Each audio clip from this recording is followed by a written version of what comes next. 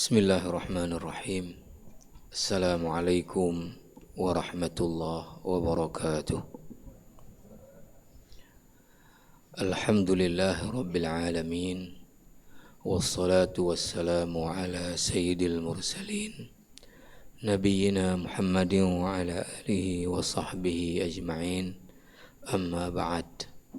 Hadirin hadirat sidang jamaah salat zuhur yang dimuliakan Allah. Alhamdulillah atas nikmat, rahmat, taufik dan hidayah dari Allah, kita baru saja dapat menunaikan salat fardu zuhur kita di awal waktu secara berjamaah di rumah Allah yang mulia ini. Alhamdulillah selepas salat kita masih ada waktu, ada kesempatan untuk kita mendengarkan nasihat-nasihat Allah dan Rasulnya. Mudah-mudahan kita menjadi orang-orang yang mendengarkan nasihat Allah dan Rasulnya dan dapat mengamalkannya dalam kehidupan kita sehari-hari. Allahumma ja'alna mimman yastami'una al-qawla fayattabi'una ahsana. Para jamaah yang mulia, seperti yang kita sampaikan yang lalu, bahwa secara berseri kita akan menyampaikan sampai waktunya Pilpres dan Pileg nanti hal-hal yang terkait dengan Pilpres dan Pileg dalam sudut pandang agama. Yang sudah kita sampaikan yang lalu bahwa hadis sahih Muslim dari Abi Sa'id Al-Khudri, Rasulullah sallallahu alaihi wasallam bersabda, "Man ra'a minkum munkara falyughayyirhu biyadihi fa illam yastati' fa bilisanihi fa illam yastati' fa biqalbihi wa dzalika adhaful iman." Siapa saja dari kalian telah melihat, mengetahui suatu kemungkaran, maka dia wajib untuk memberi peran mencegah kemungkaran tersebut. Pertama dengan tangannya, tidak mampu dengan tangan maka dengan lisannya, tidak mampu dengan lisan juga maka dengan hatinya. Itulah serendah-rendah kewajiban orang beriman terhadap satu kemungkaran. Kita sebutkan yang lalu bahwa hadis ini kalau dihubungkan dengan kehidupan berbangsa dan bernegara, maka momentum Pileg dan Pilpres adalah momentum untuk setiap yang punya hak pilih pada hari H nantinya tanggal 14 Februari, maka dia dengan tangannya akan menentukan di republik ini yang akan tersebar kebaikan atau kemungkaran. Kenapa kita sebutkan demikian jamaah yang mulia? Karena setelah reformasi tahun 1998, sekalipun kita masih menganut sistem yang sama, yaitu trias politika, kekuasaan dibagi kepada tiga, ada kekuasaan eksekutif, ada kekuasaan legislatif, ada kekuasaan yudikatif. Di masa Orde Baru, tiga kekuasaan ini sentralnya sebetulnya di eksekutif, di Pak Harto. Tapi setelah reformasi bergulir sampai hari ini, kekuasaan yang paling banyak berperan di republik ini adalah dua kekuasaan. Kekuasaan eksekutif secara nasional, presiden bosnya, kemudian secara provinsi gubernur dan kabupaten kota adalah bupati wali kota. Ini adalah raja-raja setelah reformasi. Yang kedua adalah kekuasaan legislatif di berbagai jenjangnya, dari DPR RI, DPRA kalau kita, dan DPRK. Dengan tiga fungsinya. Fungsi pertama adalah legislasi, membuat undang-undang kalau di nasional. Kalau di kita, provinsi, kabupaten, kota, kanun-kanun. Yang kedua adalah fungsi budgeting, anggaran. Yang ketiga adalah fungsi monitoring, pengawasan terhadap eksekutif dalam mengeksekusi program dan juga anggaran. Jamaah yang mulia, kekuasaan yang sangat berperan di Republik Dua Kekuasaan tadi, itu secara logika, apabila jabatan-jabatan penting dengan peran begitu strategis itu diisi oleh orang-orang yang zalim dengan cara-cara yang zalim, maka dipastikan orang tersebut akan mengangkat pembantu-pembantunya juga orang-orang zalim.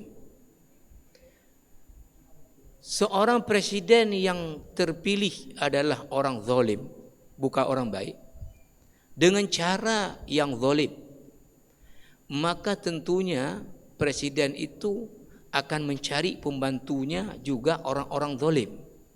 Karena kalau orang baik enggak akan bisa kerjasama dalam kezaliman. Maka presiden yang zalim tadi mencari menteri-menteri yang zalim. Menteri-menteri yang zalim ini akan mengangkat pembantunya dari sekjen, dirjen, orang-orang zalim. Dirjen-dirjen yang zalim ini juga akan cari pembantunya, direktur-direktur di kementerian, orang-orang zalim. Turun terus ke bawah, itu adalah diisi oleh orang-orang zalim. Maka apa yang akan terjadi kemudian adalah bergeraklah roda birokrasi itu secara zalim, karena dijalankan oleh orang-orang zalim. Kalau bahasa Al-Quran disebut dengan syaitan-syaitan manusia, syayatinul insi wal jinni. Syaitan-syaitan itu ada dari bentuknya dari kalangan jin, tapi juga ada syaitan dalam bentuk kalangannya manusia. Jamaah rahimakumullah, kalau di lembaga DPR dengan berbagai levelnya diisi oleh orang-orang zalim, maka tiga kekuasaan mereka itu cenderung digunakan untuk menghadirkan kezaliman. Pertama, kekuasaan legislatif tadi, legislasi, membuat undang-undang. Undang-undang apa yang akan diproduk ini yang paling utama secara nasional karena mengikat seluruh rakyat Indonesia. Maka yang akan selalu menjadi prioritas undang-undang yang menguntungkan orang-orang zalim tadi, sekalipun merugikan rakyat banyak. Kemudian fungsi kedua adalah fungsi budgeting, anggaran.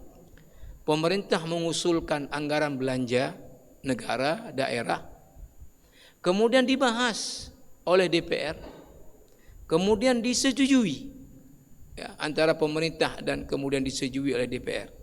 Maka kalau yang duduk di tim anggaran ini adalah orang-orang yang zalim, maka anggaran akan diprioritaskan kemana yang menguntungkan orang-orang zalim tadi.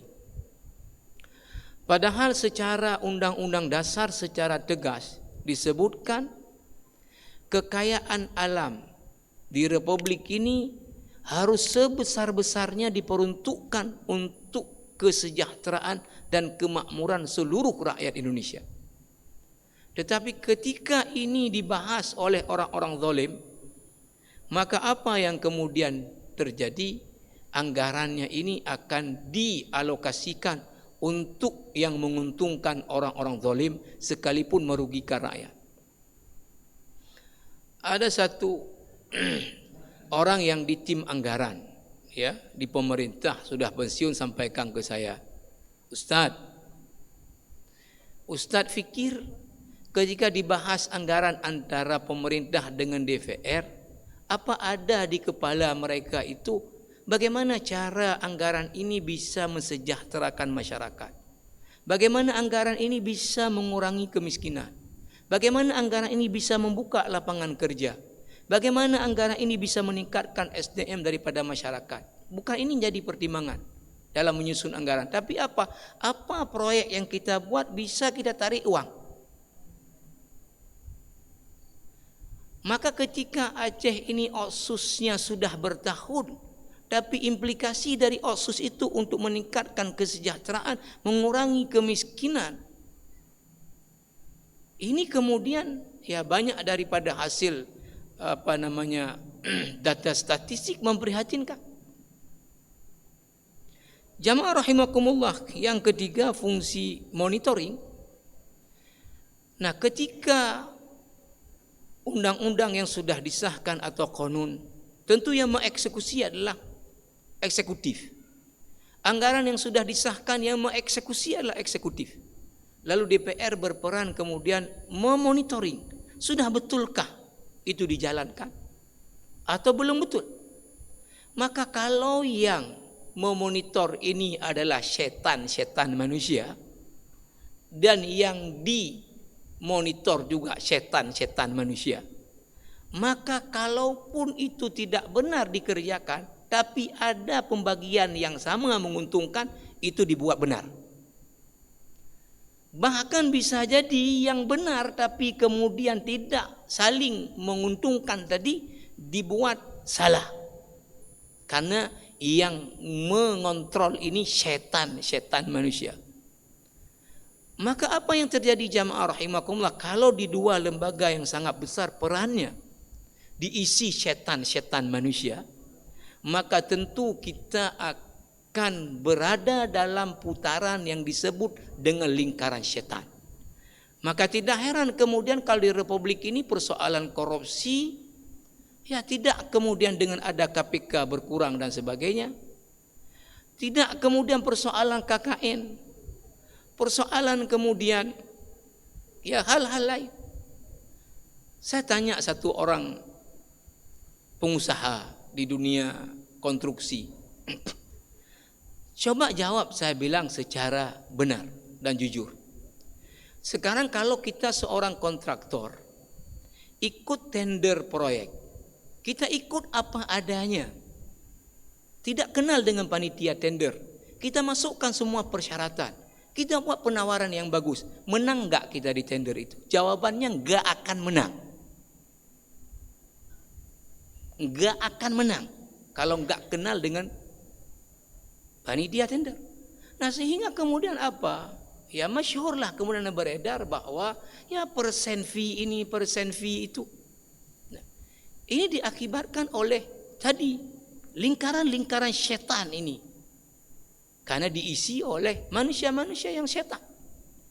Maka jamaah rahimakumullah, kembali kita sebut, tapi kalau sebaliknya masyarakat menempatkan pemimpinnya, menempatkan wakil-wakilnya mengikuti tuntunan yang dituntun oleh agama, maka insya Allah yang akan tersebar dalam sistem hidup berbangsa bernegara adalah banyak kebaikan-kebaikan. Insya Allah ke depan kita akan sampaikan apa tuntunan agama di dalam memilih pemimpin dan juga tadi para perwakilan kita di berbagai levelnya. Dalam istilah fikih siasah disebut dengan ahlul halli wal aqdi. Insya Allah kita sambung untuk yang akan datang. Subhanakallah bihamdika asyhadu an la ilaha illa anta astaghfiruka wa atubu ilaik. Wassalamualaikum warahmatullahi wabarakatuh.